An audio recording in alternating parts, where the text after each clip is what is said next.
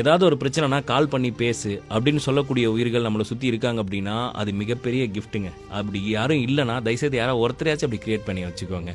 ரீசெண்டாக என் சிஸ்டர் என்கிட்ட அப்படி சொன்னான், ஏதாவது பிரச்சனைனா தயவுசெய்து கால் பண்ணி பேசு அப்படின்னு சொல்லிட்டு.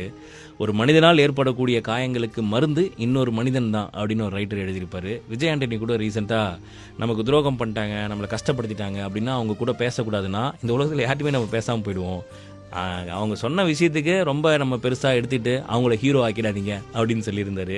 சுகி சிவம் கூட ஒரு இதில் சொல்லியிருப்பார். அதாவது சொல் அவங்களது, பொருள் நம்மளுது. அவங்க என்ன வேணால் சொல்லிட்டோம், ஆனால் அதை நம்ம எப்படி எடுத்துக்கிறோங்கிறது நம்மளை பொறுத்து அப்படின்னாங்க. நிறையா நம்மளை சுற்றி இருக்கக்கூடிய நண்பர்கள், நிறையா உறவினர்கள் நல்லா பேசிக்கிட்டு இருந்திருப்பாங்க. திடீர்னு பார்த்தீங்கன்னா அப்படியே சைலண்ட் ஆகிருப்பாங்க. அந்த மாதிரியான நபர்கள் நம்ம கேங்கில் யாராக இருந்தால் அட்லீஸ்ட் வாரத்தில் ஒரு நாளாச்சும் அவங்ககிட்ட கால் பண்ணி ஏதாவது பேசுங்க. இல்லை நீங்கள் அப்படி இருக்கீங்கன்னா யாராவது ஒருத்தர்கிட்ட கால் பண்ணி 5 நிமிஷம் 10 நிமிஷம் பேசுங்க. அந்த மாதிரி நம்ம பேசுகிறப்ப ஒரு குறிப்பிட்ட உயிரியை நம்ம காப்பாற்றுறதுக்கு அது ஈக்குவலாக இருக்குங்க. ஏன்னா நிறையா தற்கொலைகள் இங்கே நடக்கிறதுக்கு காரணம் அமைதியாக சில பேர் உட்காந்துடுறது தான். அதனால் உங்களை சுற்றி யாராவது அப்படி இருக்காங்க அப்படின்னா தயவு செய்து ஒரு 2 நிமிஷம் ஒரு 5 நிமிஷம் கால் பண்ணி பேசுங்க. ஒரு உயிரை நம்ம காப்பாற்றின மாதிரி அர்த்தம்.